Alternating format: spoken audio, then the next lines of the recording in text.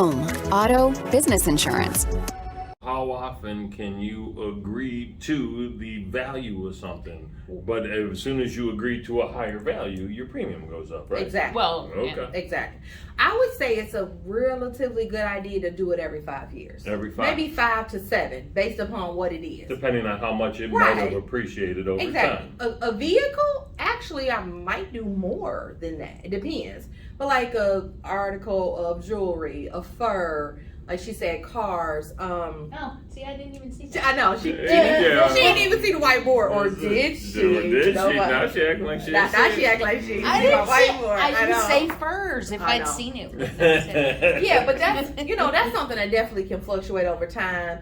Anything like it all kind of goes with demand. We'll use Rolex as an example. Okay. Rolex, you definitely probably can get more for Rolex than you purchased it for. Mm-hmm. There's not many instances where how much you pay for is the same amount you can sell it for, or you need to pay to replace it. It's normally higher. Yeah. So that's an They example. appreciate it. Exactly. That's an example of you might want to frequently, especially if you're keeping up with stuff like that, you want to make sure art. The artist dies. Ooh, Boom. all of a sudden it goes up big time. Boom. Big time. Yeah, that Think makes about sense. it. Boom. Just like that. Okay. Just kind of, I guess you just want to kind of be on the know of like, what do you actually have? People that collect comic books. Let's say, I don't necessarily know if this is true. Okay, don't be fact checking me. She'd be like, Don't be Dakota fact got checking. a secret stash of comic books in Yeah. her desk, people. You don't even want to know. But like comic books, coins, that's something that really can fluctuate. Yeah, silver, gold. Yeah, Exactly. Things that all of a sudden become more scarce over time. Exactly. Interesting. So it's not something you would put like on your house. No. Okay.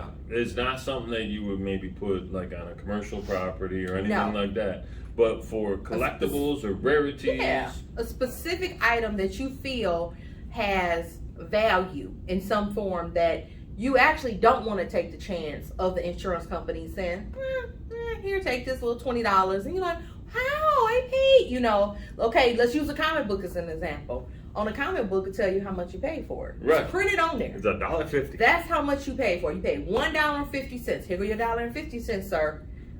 It's the only one left. How much you think it's worth? It's an original Spider-Man. It was 15 cents. Exactly. That's a prime example of you need a value policy to get the value of it. That makes sense. Yeah. That makes sense. I kind of like how that works, though. You look. You know what I'm laughing at?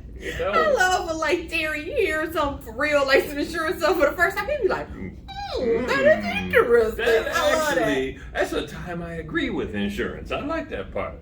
Yeah, because the things do grow. Yeah. And so the lesson really is make sure that as things are appreciating, you're updating your insurance company, your carrier, because if you don't, then you're going to end up settling for less. Exactly. Right? So you think you're pulling one over, but you're not. Mm-hmm. You get one pulled over on you at that point because they'd be happy to pay you that $29,000 as opposed to that $35,000. And the responsibility is on the insured, not the insurer. Right. And you, again, are the insured. The client. The client. I think that's some valuable stuff.